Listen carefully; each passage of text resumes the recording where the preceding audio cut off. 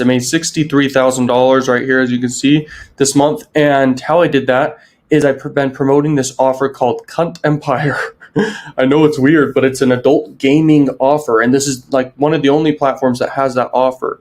And I've been just doing paid ads, and I actually spent like $30,000. So it's 2x ROI, but the offer is really, really good. But maybe you could find my ad out there using the Adplexity spy tool. You can probably find a few of my campaigns if you look hard enough. But then again, who knows if it's really me, because you can't really tell.